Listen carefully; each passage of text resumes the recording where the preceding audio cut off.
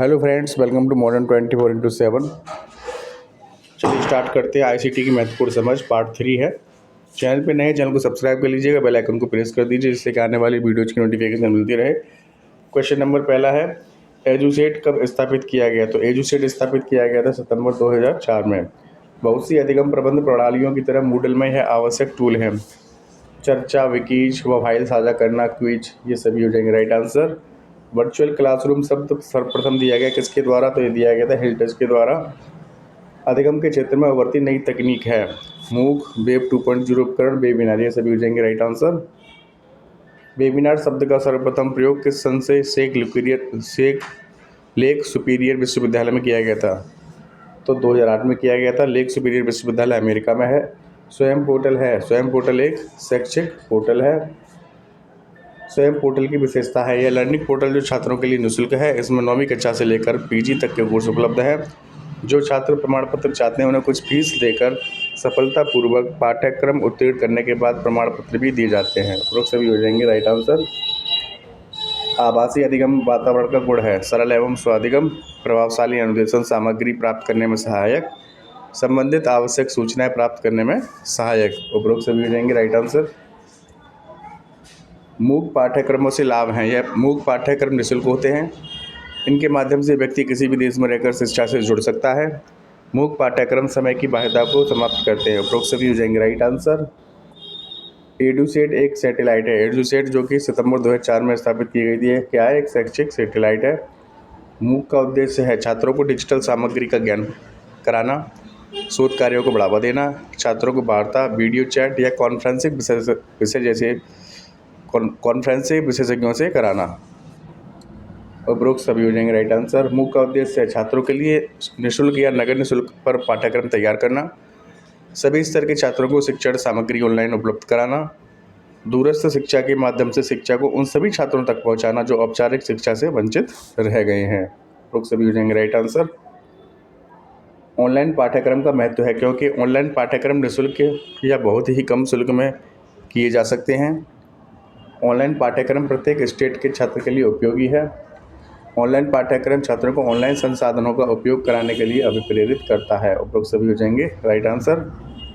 शैक्षिक दूरदर्शन केंद्र है लखनऊ, पुणे, जालंधर, मुंबई, दिल्ली, चेन्नई, ठीक है, इन सभी जगह पर शैक्षिक दूरदर्शन केंद्र हैं। कौन से शैक्षिक कार्यक्रम टेलीविज़न द्वारा छात्रों की शिक्षा में सहयोग प्रदान करने के लिए प्रदर्शित किए जाते हैं? दूरदर्शी शिक्षा, पूरक साधन, परिपूरक साधन। उपरोक्त सभी हो जाएंगे राइट आंसर। भारत में दूरदर्शन का प्रयोग सर्वप्रथम दिल्ली में कब किया गया था? तो दिल्ली में किया गया था 15 सितंबर 1959 में। सर्वप्रथम दिल्ली में ही किया गया था भारत में दूरदर्शन का प्रयोग 15 सितंबर 1959 को। दूरदर्शन का शैक्षिक महत्व है, दूरदर्शन प्रत्येक आयु व स्तर के छात्रों के लिए रचनात्मक उपयोगिता प्रदान करता है। दूरदर्शन छात्रों को समझने तथा निर्णय करने की क्षमता प्रदान करता है। दूरदर्शन द्वारा शिक्षा संबंधी कई समस्याओं तथा उनके समाधान का ज्ञान प्राप्त होता है। उपरोक्त सभी हो जाएंगे राइट आंसर। CIET का पूरा नाम है, CIET का पूरा नाम है central institute of education technology. केंद्रीय शैक्षिक तकनीकी संस्थान का अंग है शैक्षिक प्रौद्योगिकी नियोजन सिस्टम डिजाइन प्रभाग, दूरदर्शन प्रभाग, फिल्म तथा फोटो प्रभाग। उपरोक्त सभी हो जाएंगे राइट आंसर। भारत में शैक्षिक तकनीकी कब प्रारंभ हुई थी? 1972-73 में शैक्षिक तकनीकी भारत में प्रारंभ हुई थी। स्थान के आधार पर शैक्षिक दूरदर्शन का प्रकार है खुला परिपथ दूरदर्शन, बंद परिपथ दूरदर्शन, निर्देशात्मक दूरदर्शन, ये सभी हो जाएंगे राइट आंसर। वर्चुअल क्लासरूम शब्द सर्वप्रथम दिया गया था किसके द्वारा? तो हिल्टज के द्वारा। मूडल का प्रथम वर्जन कब जारी किया गया था? तो 20 अगस्त 2002 को मूडल का प्रथम वर्जन जारी किया गया था। वेब 2.0 कब प्रारंभ किया गया? तो ये किया गया था 2004 में। वेबिनार शब्द का सर्वप्रथम प्रयोग कहाँ किया गया था? तो लेक सुपीरियर विश्वविद्यालय में। वेब 2.0 की सुविधाएं और तकनीकियां हैं, तो एप्लीकेशन है ये। वेब 2.0 क्या है? एप्लीकेशन है। आभासी अधिगम वातावरण में सम्मिलित नहीं है, तो मूल्यांकन सम्मिलित नहीं है। बाकी शिक्षक, बहुसंचार, कैलेंडर, ये सभी सम्मिलित है आभासी अधिगम में, लेकिन मूल्यांकन नहीं है। एजुसेट का दूसरा, क्योंकि ऑनलाइन जब हम कोई भी तैयारी करते हैं, पढ़ाई वढ़ाई करते हैं, कोई कोर्स करते हैं तो उसमें मूल्यांकन नहीं होता है, मूल्यांकन तो क्लासरूम में ही किया जाता है, ठीक है। एजुसेट का दूसरा प्रचलित नाम है GSET 3। स्लाइड के प्रकार हैं lantern slide, cellphone slide, glass slide, ये सभी स्लाइडों के प्रकार हैं। इनमें से कौन से अधिक डेटा का भंडार करते हैं, CD, फ्लॉपी या DVD? तो DVD सबसे, CD तो होती है अपनी 700 MB की और DVD अपनी 4.7 GB की होती है, ठीक है। तो सबसे ज़्यादा भंडार डेटा का DVD करती है। आवासीय विश्वविद्यालय लर्निंग समुदाय का आधुनिक रूप है ग्लोबल विलेज। आवासीय अधिगम का प्रयोग किया जाता है उच्च शिक्षा में। आवासीय विश्वविद्यालय कितने घंटे एवं दिन का होता है? तो 24 घंटा 365 दिन का होता है। आवासीय विश्वविद्यालय द्वारा शिक्षा प्राप्त करना है कम खर्चीली होती है। आवासीय विश्वविद्यालय या ऑनलाइन विश्वविद्यालय, ठीक है, आवासीय विश्वविद्यालय को ऑनलाइन विश्वविद्यालय कहते हैं। यह एक ऐसा शिक्षण संस्थान है जो इलेक्ट्रॉनिक मीडिया, आमतौर पर इंटरनेट के माध्यम से उच्च शिक्षा कार्यक्रम प्रदान करता है। आवासीय पाठ्यक्रम होता है लचीला, फ्लेक्सिबल होता है। आवासीय शिक्षा विकल्प के रूप में प्रयोग की जाती है औपचारिक शिक्षा।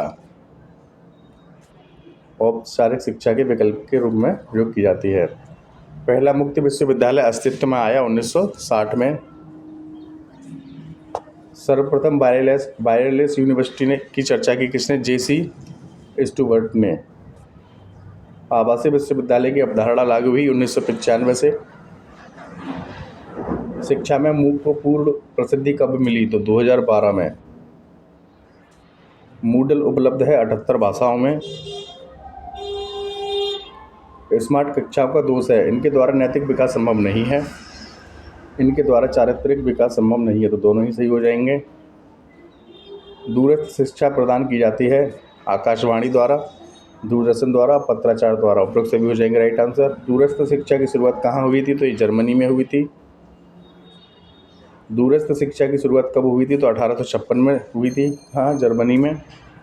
आवासीय कक्षा कक्ष की विशेषता है, आवासीय कक्षा प्रणाली दूरवर्ती शिक्षा प्रणाली में सहायक है। इस प्रणाली में छात्रों का मूल्यांकन भी ऑनलाइन किया जा सकता है। यह प्रणाली परंपरागत शिक्षा प्रणाली से अधिक प्रभावी है, उपरोक्त सभी हो जाएंगे राइट आंसर।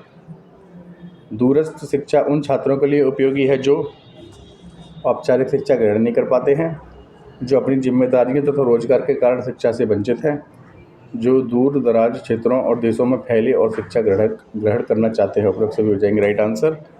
मूडल का पूरा रूप है, यानी कि मूडल की फुल फॉर्म है modular object oriented dynamic learning environment, 100% आएगा।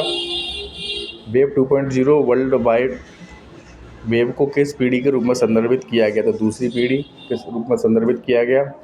MOOC का फुल फॉर्म है massive open online course, massive open online course MOOC का फुल फॉर्म है, ये भी 100% आएगा। तो वीडियो पसंद आई हो तो चैनल को सब्सक्राइब कर लीजिएगा, बेल आइकन को प्रेस कर दीजिएगा, जिससे कि आने वाली वीडियोज़ की नोटिफिकेशन मिलती रहे। Thanks for watching.